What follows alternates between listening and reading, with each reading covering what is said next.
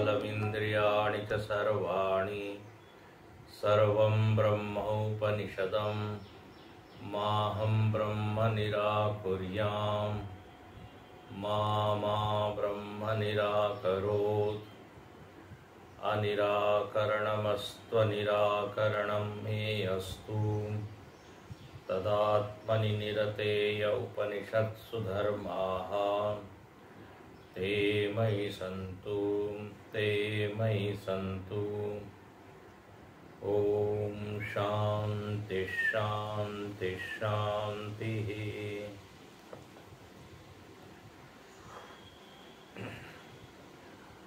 अथ द्वितीय खंड, दूसरे खंड का प्रथम मंत्र हम लोग पढ़ेंगे।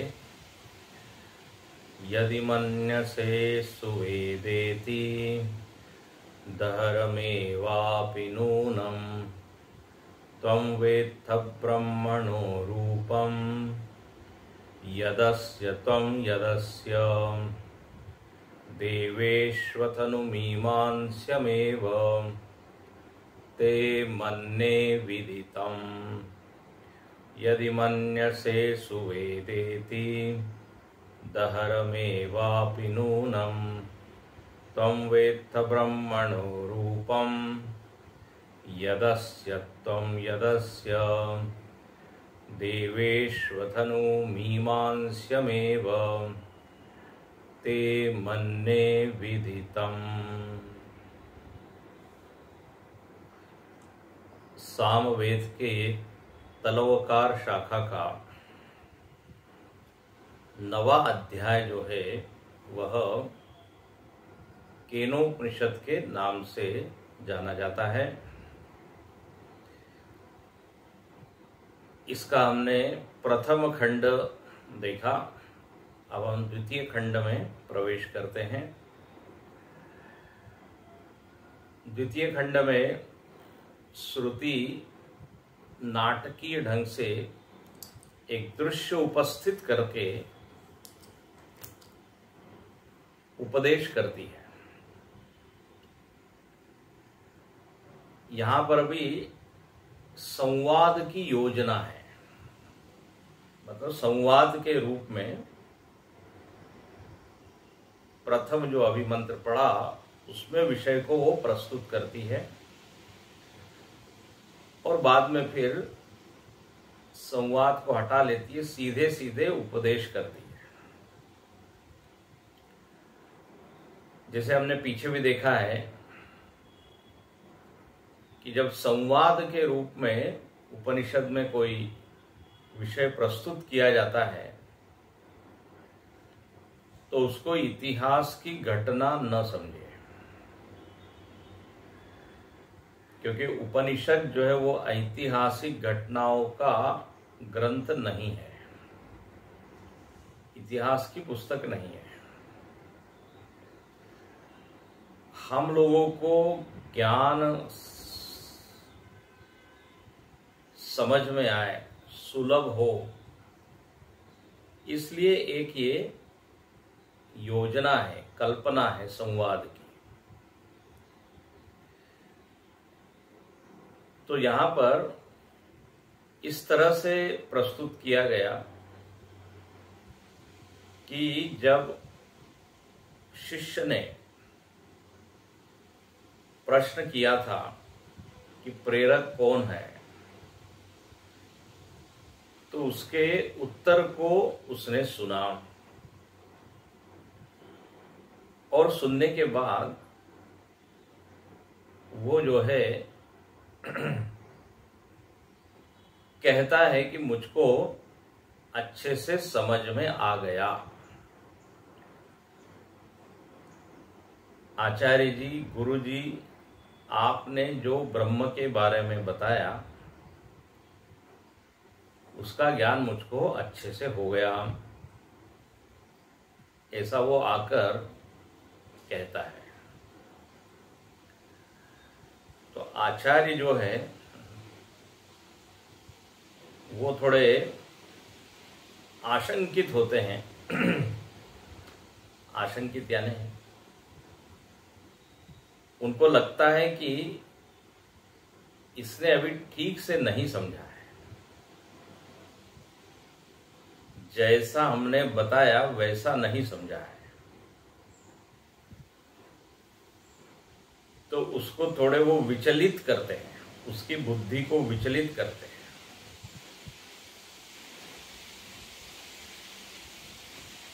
हमारे स्वामी जी बड़ा मजाक करते हैं, बोले उसने उसकी चोटी को पकड़ा होगा, दिमाग को, बुद्धि को हिलाया,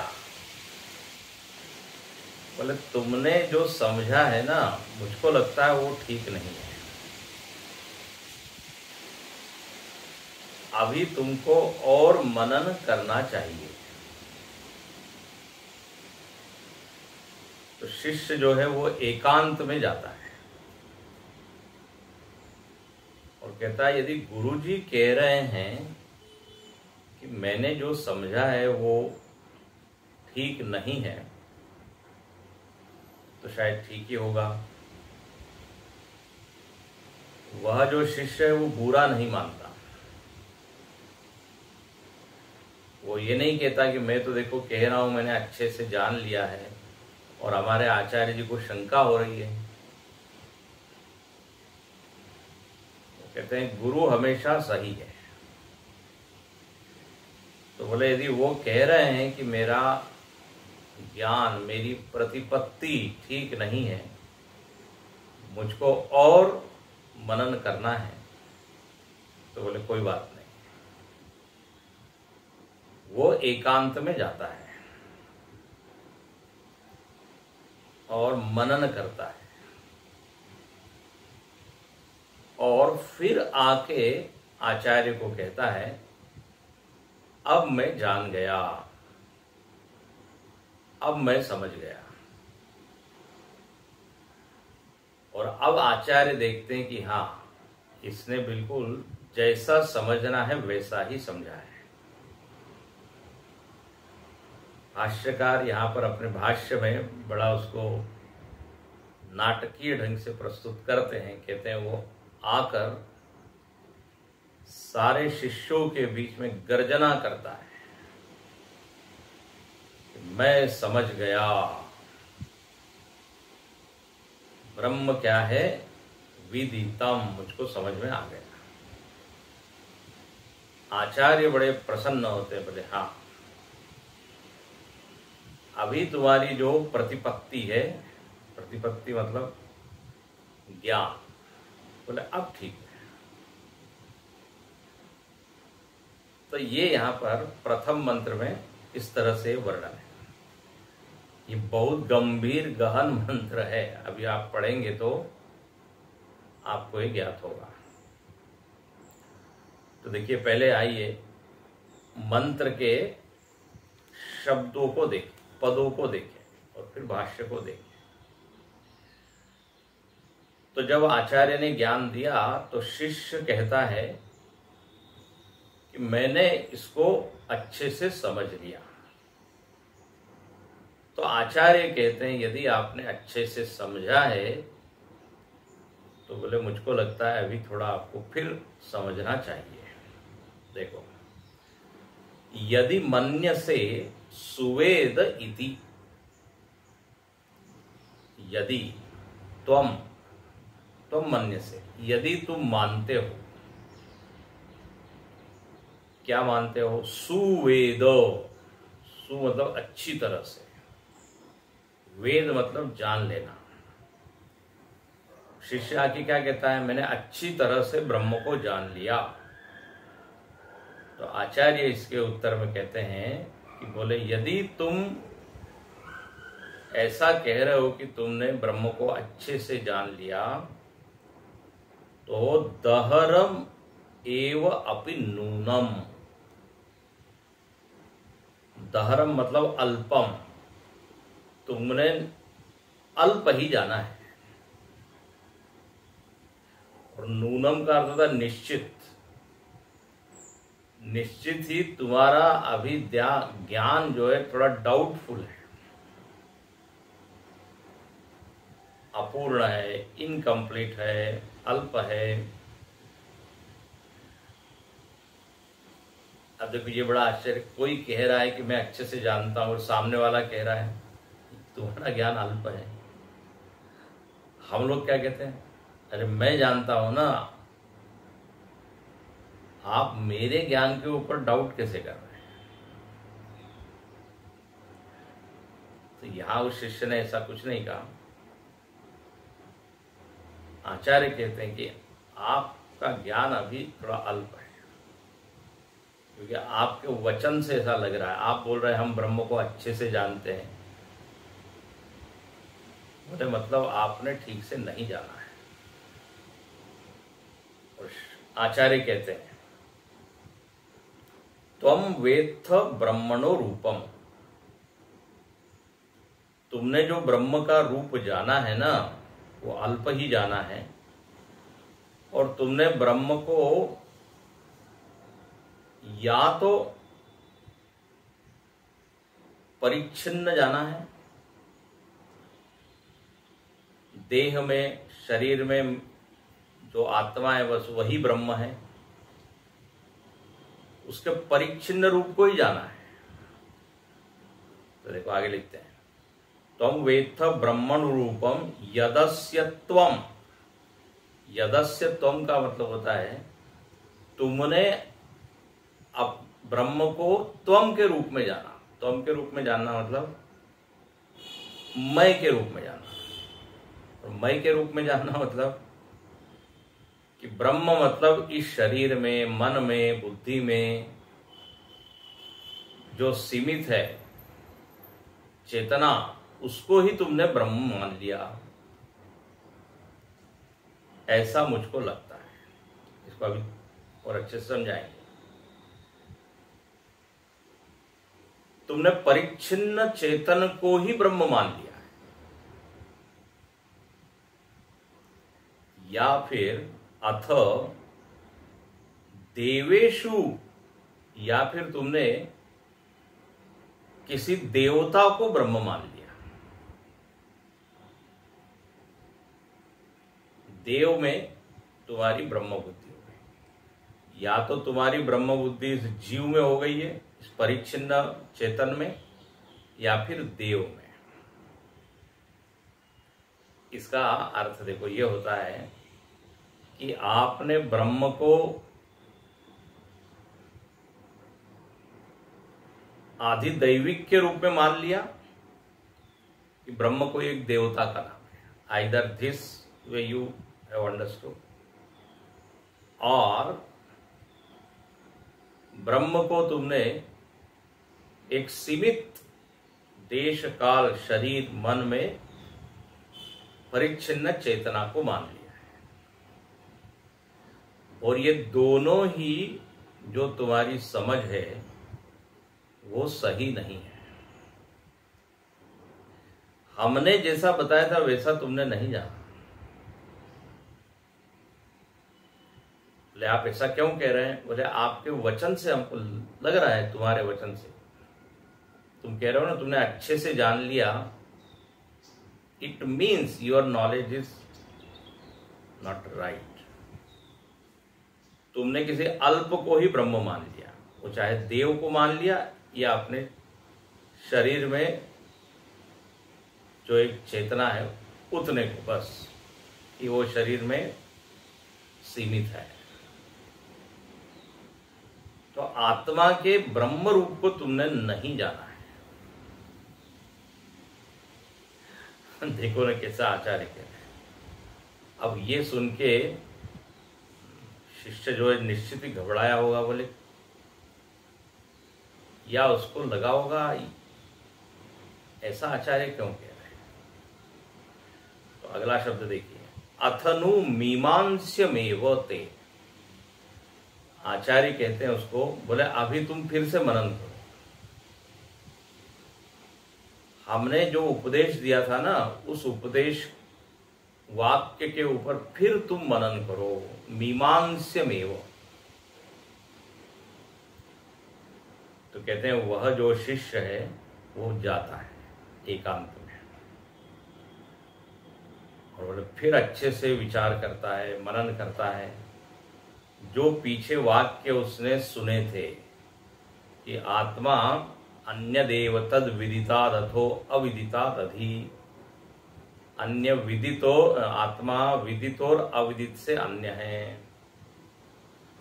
फिर जो पीछे कहा था कि न तत्र चक्षुर गच्छति न वाग गच्छति नो मनो, न उसको आंख देख सकती है न कान इत्यादि, इस ढंग से जो समझाया था उन सारे वाक्यों को लेकर आधार बनाकर वो चिंतन करता है।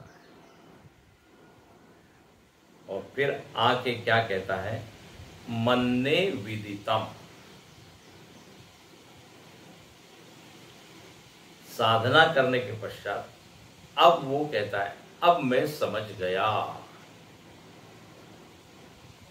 मन्ने विदितम मतलब जैसा समझना चाहिए वैसा मैं समझ गया। अच्छा, और आचार्य ने अब उसको वापस नहीं भेजा। आचार्य ने कहा यस, अब आपकी प्रतिपत्ति, आपकी प्रमा एकदम सही है। ये इस मंत्र का क्या है, शब्द पदार्थ हमने बताया।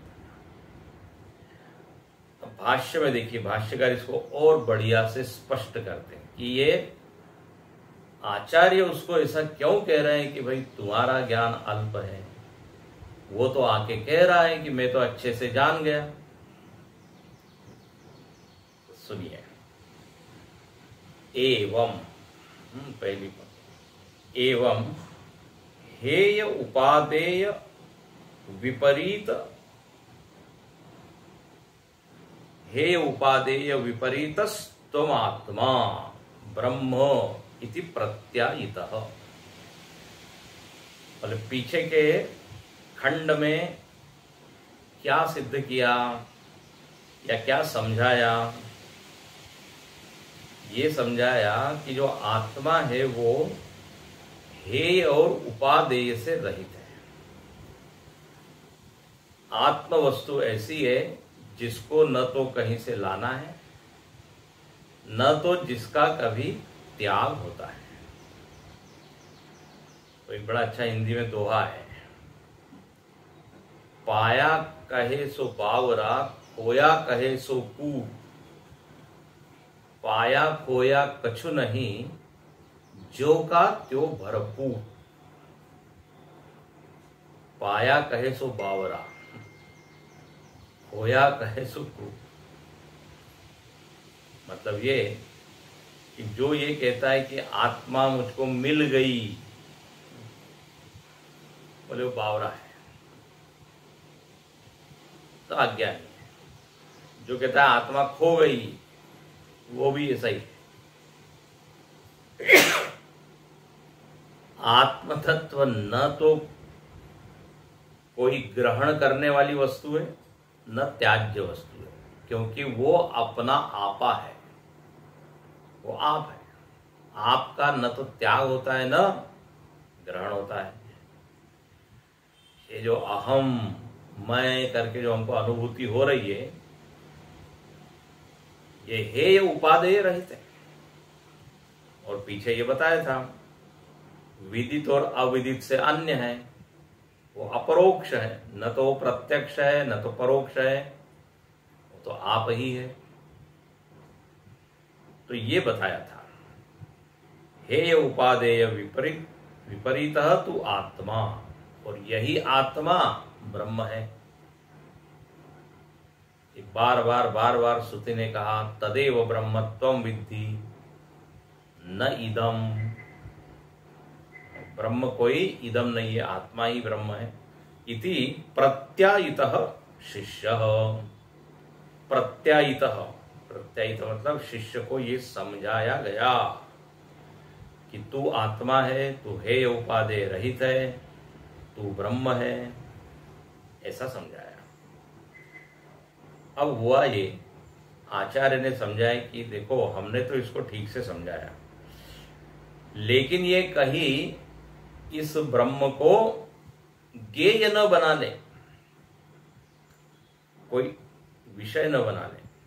इसलिए इति सुष्ठु वेदाहम इति मा गृह्णीयात् इति आशंक्य आचार्य शिष्य बुद्धि विचालनार्थम यदि इत्याह।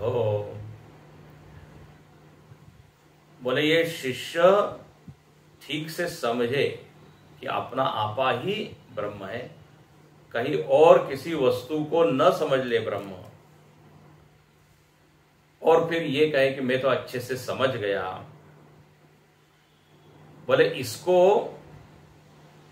हटाने के लिए, उसको सही ज्ञान कराने के लिए आचार्य यहां बोलते हैं कि यदि तुम ये समझते हो कि तुमने अच्छे से समझ लिया, तो बोले तुमको फिर से विचार करने की जरूरत है। थोड़ा समझने में आपको दिक्कत हो रही होगी, लेकिन जरा उसका मर्म पकड़िए। अभी भाष्य देखेंगे तो और क्लियर होगा। किसी ने कहा महाराज ननु, देखो अगली पंक्ति देखिए, ननु इष्टा एव सुवेदाहम इति निश्चिता प्रतिपत्ति। अरे बोले यदि शिष्य ये आके कह रहा है कि सुवेद, मैंने अच्छे से समझा है, तो ये तो ठीक ही है ना, ऐसे ही तो बोलना चाहिए। हम लोग भी जब किसी को समझाते हैं और हम क्या पूछते हैं, ठीक से समझ में आ गया ना, और सामने वाले कहता हाँ मैंने अच्छे से समझ लिया, तो हमको बड़ा संतोष होता है, बोले वेरी गुड। लेकिन यहां तो उल्टा ही हो रहा है। यहां जो शिष्य कह रहा है कि मैंने अच्छे से समझा, तो आचार्य डाउट कर रहे हैं। तो यहां पर वो पूर्व पक्षी कहता है ननु इष्टा एव सुवेदामिति निश्चिता प्रतिपत्ति, मैं उसे अच्छी तरह जानता हूं, इस प्रकार की प्रतिपत्ति तो इष्ट ही है, यही एक्सपेक्ट किया जाता है, यही आशा की जाती है शिष्य से। तो उसमें गलत क्या है? तो यहां भाष्यकार बहुत बढ़िया कहते हैं, बोले ऐसा है, सत्यम इष्टा निश्चिता प्रतिपत्ति न ही सुवेद अहमिति। हाँ, ये है मूल बात। बोले इष्ट क्या है, वांछित क्या है, एक्सपेक्टेड क्या है, कि उसको सही ज्ञान, उसको अच्छा समझ लिया, ये हम एक्सपेक्ट नहीं कर रहे हैं। जैसा वो आत्मा है वैसा समझना है। इसने निश्चित ही किसी और को ब्रह्म मान लिया है, किसी और को ब्रह्म समझ लिया है, तभी वो कह रहा है मैं अच्छे से समझ गया। बोले ये आप कैसे, ऐसा क्यों कह रहे हैं? बोले ऐसा इसलिए कह रहे हैं, अगला वाक्य एकदम अंडरलाइन करने योग्य है, कि यदि ही वेद्य वस्तु विषयी भवति तत्सुष्टुम वेदितुम शक्यम। ये है मूल बात। बोले जो वस्तु वेद्य बनती है ना, ज्ञेय बनती है, ऑब्जेक्ट ऑफ परसेप्शन बनती है, उसको आप अच्छे से जान सकते हो। अच्छे से जान सकते हो, कम जान सकते हो, आधा जान सकते हो, नहीं जान सकते हो। देखो ये मूल बात है, जरा ध्यान से सुनिए। कोई हमसे इतर जो वस्तु है ना, उसमें ये वाक्य लागू हो सकता है कि हम अच्छे से जान रहे हैं या थोड़ा सा जान रहे हैं, लेकिन अपने आप को हम अच्छे से जान रहे हैं, यह वाक्य सही नहीं है। अपने आप को मतलब अपने शरीर या मन को नहीं, आत्म तत्व, अपना आपा जो है। यहां पर कहते हैं यदि वेद्य वस्तु विषय भवति तत्सुष्टुम वेदितुम शक्य। जो आपसे इतर है उसको आप अच्छे से जान सकते हो, कम जान सकते हो। अब देखो यहां पहले उदाहरण से समझे। उदाहरण यहां दिया, दाह्यमिव दग्धुम अग्नेः। दग्धु न तो अग्ने है स्वरूपमेव। उदाहरण समझिए, इसको जरा धीरे धीरे से समझने की बात है। ये मंत्र ऐसा है, थोड़ा आगे का कुछ सरल है। पर जैसे अग्नि, अग्नि लकड़ी को जला रही है, ठीक है, तो हम ये कह सकते हैं अग्नि ने लकड़ी को आधा जलाया या अच्छे से जलाया, बहुत बढ़िया से अग्नि ने जला दिया, या कम जलाया या नहीं जलाया, ये तो वाक्य बन सकता है। लेकिन अग्नि स्वयं को अच्छे से जला रही है या अग्नि ने स्वयं को अच्छे से जलाया अपने आप को, ये वाक्य नहीं बन सकता। क्रिया का विषय, ध्यान से सुनना, हमेशा कर्ता से इतर होगा।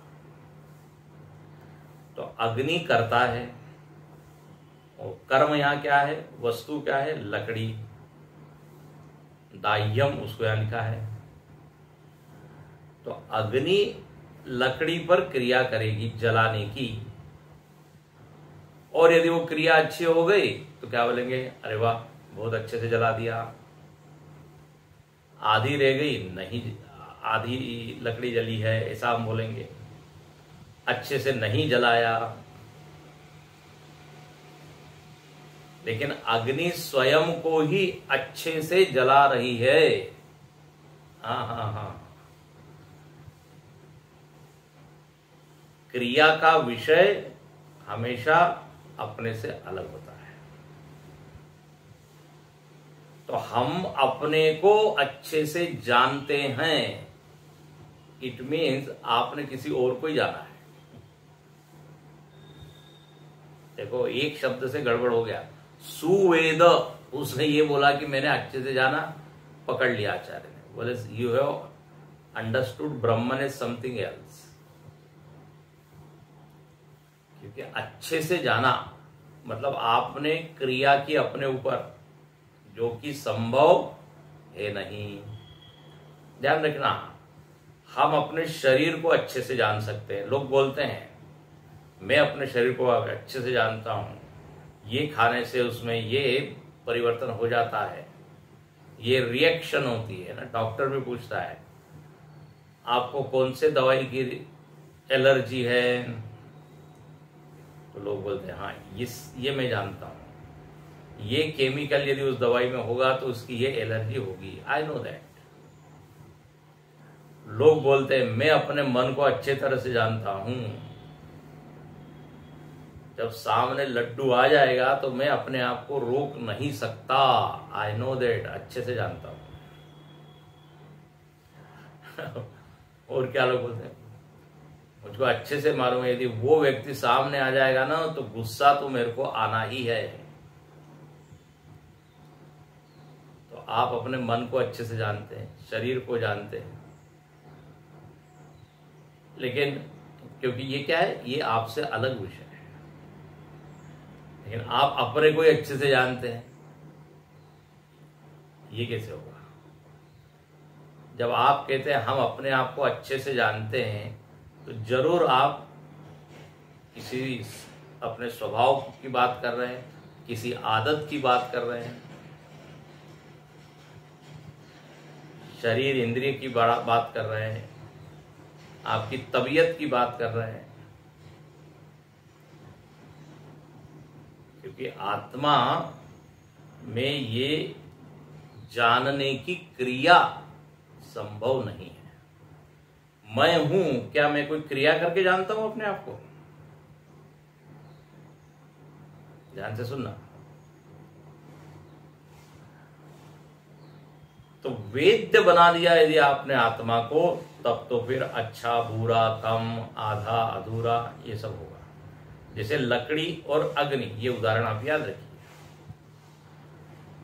तो शक्यम दाह्यम इव दग्धुम अग्ने है दग्धुर न तो अग्ने है स्वरूपमेव। स्वरूप में ही अच्छा जानना और कम जानना होता नहीं। और आगे लिखते हैं, सर्वस्य ही वेदितुः आत्मा ब्रह्म इति सर्व वेदांतानाम सुनिश्चित अर्थ। संपूर्ण वेदांतों में क्या अर्थ निश्चित किया गया कि सब का ज्ञाता कौन है? वो है आत्मा। आत्मा से सारी चीज जानी जा रही है। हमने पीछे खंड में देखा है, आत्मा इंद्रियों को जान रहा है, आत्मा मन को जान रहा है, प्रकाशक है। बार बार आया था, आत्म चैतन्य ज्योतिषा अवभासित। हाँ, सारे वेदांतों में पुनः पुनः ये बताया गया, समझाया गया कि आत्म चैतन्य सब चीज को जान रहा है। वहां तो जो है ना, प्रकाश और प्रकाशक का संबंध है। मैं प्रकाशक हूं और अनात्म वस्तु प्रकाश्य है, ज्ञेय है, वेद्य है। लेकिन आत्मा कभी भी वेद्य बनता नहीं, आत्मा कभी भी ज्ञेय बनता नहीं। ये बार बार आया कि नहीं? आत्मा को यदि आप ज्ञेय बना देंगे तो फिर ज्ञाता कौन होगा? आत्मा यदि विषय हो गई, जानने की वस्तु हो गई, तो जानने वाला कौन होगा? तो इसलिए स्वयं में जानने की क्रिया संभव नहीं है। ये सारे वेदांतों ने निश्चित बताया है। और यहां पर भी भाष्यकार कहते हैं, इह च तदेव प्रतिपादितम। यहां भी बार बार यही प्रतिपादित किया गया कि इंद्रियों का विषय आत्मा कभी नहीं बन सकता, मन का विषय कभी नहीं बन सकता, बल्कि आत्मा का विषय ये सब है। बोले कहां बताया ये? बोले प्रश्न प्रतिवचन उक्त्या। जब शिष्य ने प्रश्न किया था कि मन इंद्रिय का प्रेरक कौन है, तो उत्तर में क्या बताया गया था?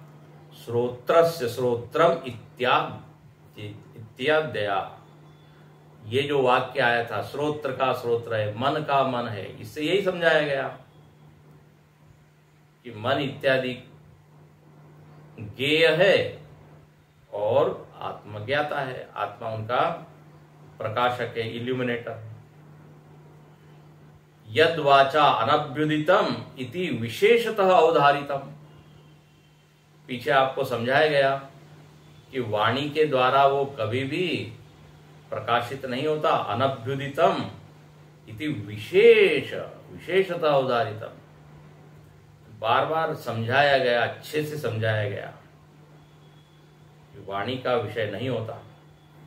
मतलब बार बार यही समझाया गया कि वो कभी भी ज्ञेय बनता नहीं। न तो इंद्रिय मन का ज्ञेय बनेगा, न स्वयं का ज्ञेय बनेगा कि आत्मा ही आत्मा को जान लेगा, ऐसा नहीं होगा। स्वात्मनि क्रिया विरोधा।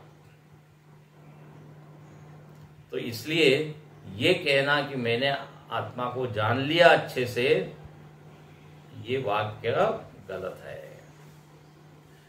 और भाष्यकार को और अच्छे समझाते हैं, ब्रह्मविद संप्रदाय निश्चय उक्त अन्य देव तद विदितात् अथो अविदितात् अधि इति उपन्यस्त। देखो भाष्यकार बिल्कुल पीछे के मंत्र को पकड़ के ही बोलते हैं, इधर उधर नहीं भटकाते। ये विचार का भी क्या है, एक अनुशासन होना चाहिए। इधर उधर से श्रुति नहीं लाते, बल्कि पीछे खंड में जो बताया उसी से जोड़ के बताते हैं। बोले देखो यहां पर भी क्या समझाया गया कि आत्मा ज्ञेय नहीं है। कैसे समझाया? बोले आत्मा विदित से अन्य है। विदित से अन्य मतलब ज्ञेय नहीं बनता। यहां से प्रारंभ किया है, मतलब इस वाक्य से। और आगे भी यही बताएंगे। भाष्यकार कहते हैं उपन्यस्त, उपन्यस्त मतलब ये अन्य देव तद विदिताद अधि, यहां से प्रारंभ किया उन्होंने, और आगे भी बताएंगे। क्या बताएंगे? कि आत्मा कभी भी किसी का भी विषय नहीं बनता। तो अविदिताद अथो, न वो विदित है न अविदित है, दोनों से अन्य है। इति उपन्यस्त उपसंहरिष्यति, आगे उपसंहार करेंगे। क्या उपसंहार करेंगे? च अविज्ञातम विजानताम, विज्ञातम अविजानताम इति, ये आगे का मंत्र है। आगे भी आके ये बता देंगे कि जो आत्मा को जानता है ना ठीक से, वो ये कभी नहीं कहता कि मैंने आत्मा को अच्छे से जाना। अच्छे से जाना हो गई गड़बड़, आपने आत्मा को बना दिया ऑब्जेक्ट। कोई लाइट चमक गई, अरे बोले मैंने अच्छे से देखा है आत्मा को, क्योंकि वो लाइट एकदम चमक रहा था। जो जानता है ना, जिसको सही प्रतिपत्ति हुई है, वो मौन ही हो जाता है। इसलिए आगे लिखते हैं अविज्ञातम विजानतम, बड़ा ऐसा विचित्र वाक्य आएगा आगे, कि जो जानता है ना उसके लिए आत्मा अज्ञात है। अज्ञात है मतलब वो बोलता नहीं है कि मैंने जाना, मैंने जाना, अच्छे से जाना। अच्छे से जाना, ये जो सुवेद वाक्य है ना, यही गड़बड़ कर रहा है। आप जरा स्वयं में घटा के देखिए, ये जो हमको अहम अहम करके स्फुरित हम वो हो रहा है, मैं हूं मैं हूं, इसको आप ऐसा कह सकते हैं कि मैं आधा जान रहा हूं अपने आप को। अपने अस्तित्व का जो भान है ना, उस भान में अच्छा बुरा नहीं होता, आधा पूरा नहीं होता, कम ज्यादा नहीं होता। ये यहां पर बार बार हिट किया यही पॉइंट। इसलिए तस्मात्, देखो अगला वाक्य, तस्मात् युक्तमेव शिष्यस्य सुवेद इति बुद्धिम निराकर्तुम। इसलिए ये सुवेद, ये जो बुद्धि है शिष्य के मन में, उसका निराकरण करना ये ठीक ही है। आचार्य बिल्कुल ठीक कर रहे हैं। जो आचार्य ने बोला ना, फिर से जाओ तुम मनन करो, ये बिल्कुल सही है। क्योंकि स्वयं में जानने की क्रिया होती नहीं। जहां जानने की क्रिया होगी वही सुवेदो, ऐसा वाक्य आएगा।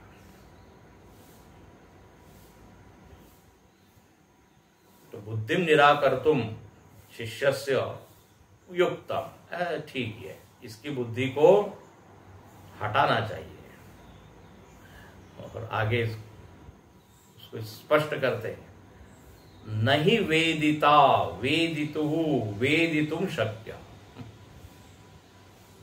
जो बोले जो ज्ञाता है वो स्वयं को ही वेद्य बनाकर नहीं जान सकता, वही स्वात्मनि क्रिया विरोधा। मैं यदि कह रहा हूं मैं अपने को अच्छे से जान रहा हूं, मतलब मैंने आधे वाक्य को क्या बना दिया? ज्ञाता। आधे वाक्य को बना दिया ज्ञेय। ये तो गड़बड़ हो जाएगा। नहीं वेदिता, वेदिता मतलब ज्ञाता। वेदितुहु वेदितुम शक्य। ज्ञाता अपने आप को ही नहीं जान सकता। फिर उदाहरण दिया, अग्नि इव दग्धुम अग्ने है। जैसे अग्नि स्वयं को जला नहीं सकती, घर को जला सकती है, कपड़े को जला सकती है, लकड़ी को जला सकती है।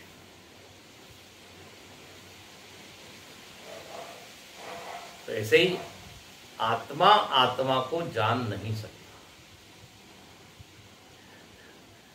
अच्छा, अब किसी ने एक नया पॉइंट ले आया, बोले ठीक है, आत्मा आत्मा को नहीं जान सकता क्योंकि स्वयं में क्रिया हो नहीं सकती। ओके, लेकिन ऐसा हो सकता है ना, इस आत्मा को जानने वाला एक और आत्मा हो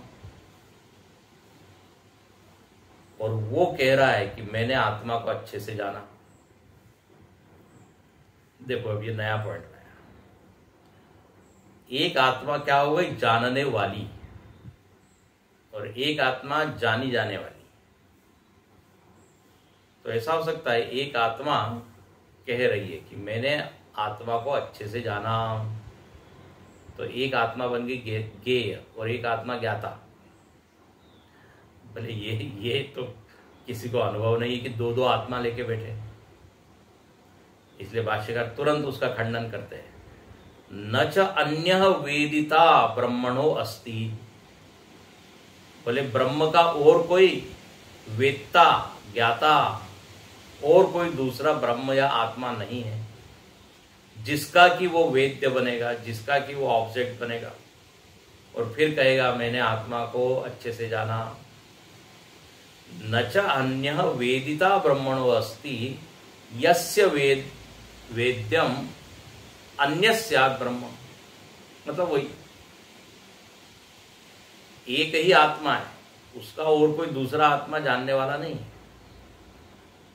बोले श्रुति भी कहती है न अन्यद अतः अस्ति विज्ञातृ, इस आत्मा का और कोई दूसरा विज्ञाता ज्ञाता है नहीं। इति अन्य विज्ञाता प्रतिषिध्यते, अन्य विज्ञाता का प्रतिषेध किया गया है। तो आत्मा तो एक ही, वही ज्ञाता है, मतलब उस ज्ञाता का और कोई दूसरा आत्मा है नहीं जो इसको जानेगा। और वो कह रहा हो कि मैंने आत्मा को अच्छे से जान लिया। अरे देयर आर नॉट टू आत्मा, एक ही आत्म चैतन्य है। वह आत्म चैतन्य इतर सब चीज को जानता है। जानने की क्रिया स्वयं में संभव है नहीं, इसलिए सुवेद्यम ये वाक्य ठीक बनता नहीं। इसलिए भाष्यकार यहां निगमन कर देते हैं, निगमनवाद। अभी तक जो चर्चा की उसका फाइनल निर्णय क्या दिया? तस्मात्, ये तस्मात् सुष्ठु वेद अहम ब्रह्म इति प्रतिपत्ति मिथ्या एव।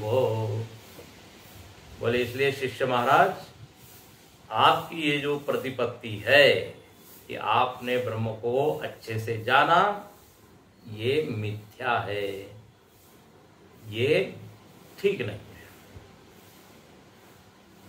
आपने निश्चित ही ब्रह्म के नाम पे किसी और चीज को जान लिया है। क्योंकि जो सही ज्ञानी होता है वो कभी नहीं कहेगा कि सुवेद, क्योंकि वो जानता है कि यहां पर दो आत्मा नहीं है या आत्मा में क्रिया नहीं है जानने की।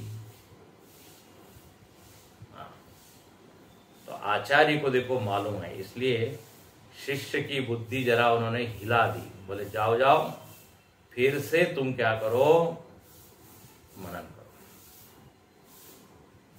तस्माद् युक्तमेव आह आचार्य यदि इत्यादि। इसलिए आचार्य ने जो ये वाक्य बोला ना, यदि मन्यसे सुवेदेति दहरमेवापि नूनम, ये जो वाक्य आचार्य ने बोला कि यदि तुम मानते हो कि तुमने अच्छे से जाना है, तो बोले अल्प जाना है, ये वाक्य बिल्कुल सही है। भाष्यकार कहते हैं देखो ऐसा है, आचार्य तो बड़ा मेहनत करके समझाने का प्रयत्न करता है, और आचार्य के मन में तो ये होता है कि ब्रह्म को लेके कहीं भी शिष्य के मन में गलत प्रमाण न बन जाए, ठीक ठीक समझाने का वो प्रयत्न करता है। लेकिन भाष्यकार आगे कहते हैं सब लोग एक जैसा नहीं समझते। उस ब्रह्म को मालूम नहीं क्या क्या समझ लेते हैं। आत्मा को मालूम नहीं किस रूप से समझ लेते हैं। बताया कुछ जाता है, समझने वाला कुछ। सभी लोग ऐसे नहीं होते हैं, लेकिन कुछ शिष्य होते हैं। आगे बड़ा अच्छा भाष्य लिखा है, बताने वाला एक, लेकिन 10 प्रकार के श्रोता 10 प्रकार से समझते हैं उसको। बड़ी मजेदार बात है। कोई आधा समझता है, कोई उल्टा ही समझता है, कोई बिल्कुल ही नहीं समझता। कोई कहता है सिर के ऊपर से जा रहा है, कोई कह रहा और ज्यादा कंफ्यूजन हो गया। तो बड़ी मजेदार बात होती है। तो यहां पर ये मंत्र का अभिप्राय यही है कि जैसा समझाया गया, आगम वाक्य ने जैसा समझाया था, विदित और अविदित से अन्य है, वो अपना आपा है, वो अपरोक्ष है, निरतिशय है, परिच्छिन्न नहीं है, आपसे अन्य नहीं है। ये सब चीजें जो समझाई थी, ऐसा ही हम समझे। यही प्रयोजन है। इसलिए यहां श्रुति बड़ी नाटकीय ढंग से कहा और उसको ठीक किया है। आज हम यहीं पर रुकते हैं। इसके ऊपर आप फिर मनन कीजिए। ये जो मंत्र अभी हमने पढ़ा, यदि मन्यसे सुवेदे दहरमेवापि नूनम त्वं वेत्थ ब्रह्मणो रूपम। ब्रह्म का जो रूप तुमने जाना है, अल्प जाना है या सही नहीं जाना है, किसी और को ही मान लिया है। ओम पूर्णमदः पूर्णमिदं पूर्णात् पूर्णमुदच्यते पूर्णस्य पूर्णमादाय पूर्णमेवावशिष्यते। ओम शांति शांति शांति। हरि ओम। श्री गुरुभ्यो नमः। हरि ओम।